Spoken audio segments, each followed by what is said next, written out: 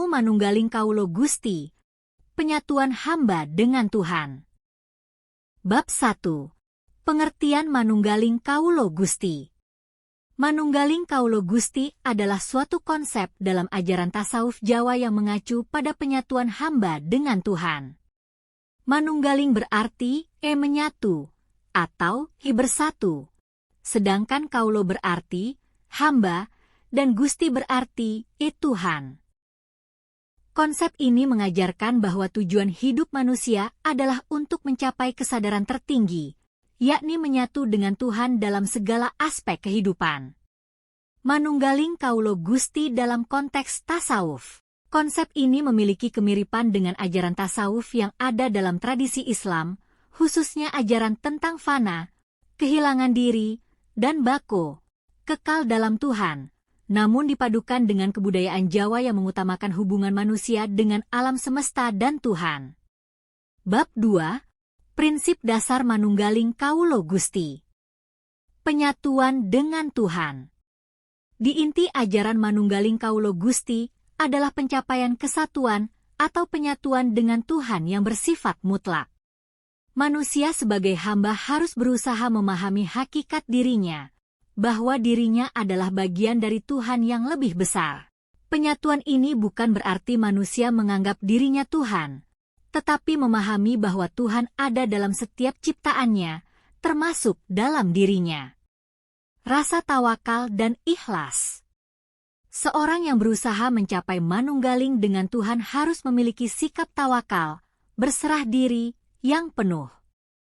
Tawakal berarti menyerahkan segala urusan kepada Tuhan setelah berusaha dengan segenap kemampuan. Sementara itu, ikhlas adalah menjalani kehidupan tanpa pamrih, tanpa ingin memperoleh imbalan selain keridhaan Tuhan. Tidak ada diri selain Tuhan. Konsep fana, dalam ilmu ini mengajarkan bahwa segala bentuk ego atau diri pribadi harus dibersihkan untuk menyatu dengan Tuhan. Ini adalah perjalanan spiritual yang mengharuskan seseorang melepaskan kepemilikan duniawi dan segala bentuk keakuan yang ada pada dirinya.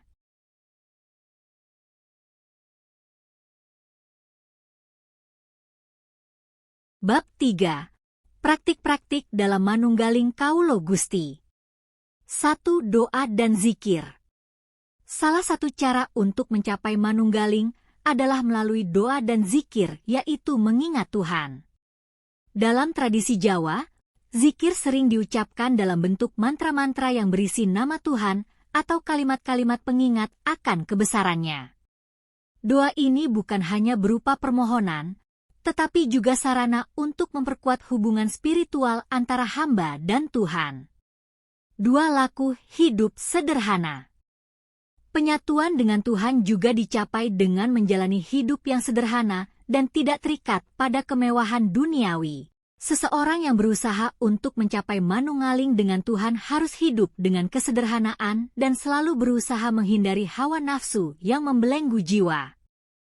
3. Meditasi dan kontemplasi.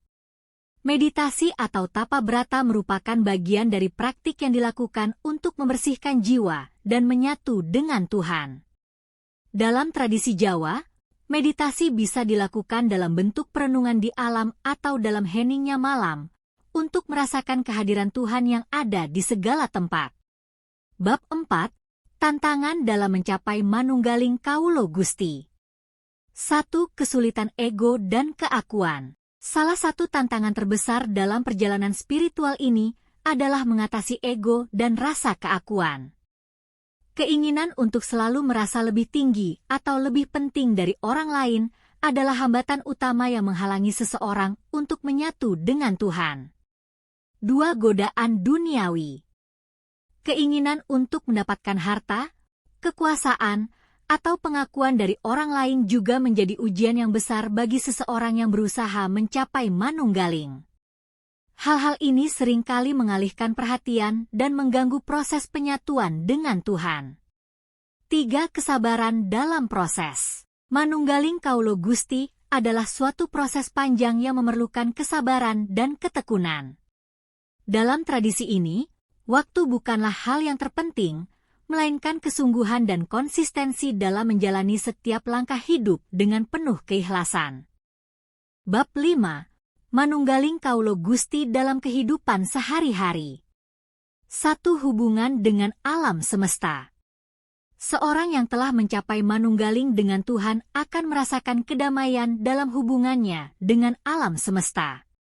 Setiap ciptaan Tuhan dianggap sebagai bagian dari Tuhan itu sendiri, dan ini mendorong seseorang untuk menjaga hubungan baik dengan alam, makhluk hidup, dan sesama manusia. 2. Menjadi pembawa kedamaian. Dengan mencapai penyatuan dengan Tuhan, seorang hamba diharapkan dapat menjadi pembawa kedamaian dan harmoni di dunia. Ajaran Manunggaling Kaulo Gusti menekankan pentingnya menyebarkan kasih sayang, saling membantu, dan hidup dalam keseimbangan dengan dunia sekitar. Bab 6. Manunggaling Kaulo Gusti dalam pandangan Wali Songo. 1. Sunan Kalijaga dan ajarannya. Sunan Kalijaga adalah salah satu figur penting dalam penyebaran ilmu ini di Jawa. Ia menggunakan pendekatan yang sangat bijaksana dan penuh kebudayaan lokal, seperti seni wayang kulit dan gamelan, untuk menyampaikan ajaran Islam yang berkaitan dengan Manunggaling Kaulo Gusti. 2. Pengaruh Wali Songo dalam penyebaran ilmu Manunggaling Kaulo Gusti. Wali Songo tidak hanya mengajarkan agama Islam, tetapi juga mengajarkan kedalaman spiritualitas yang terhubung dengan budaya lokal. Mereka mengajarkan bahwa penyatuan dengan Tuhan harus dilakukan dengan cara yang lembut dan penuh kasih sayang. Bab 7.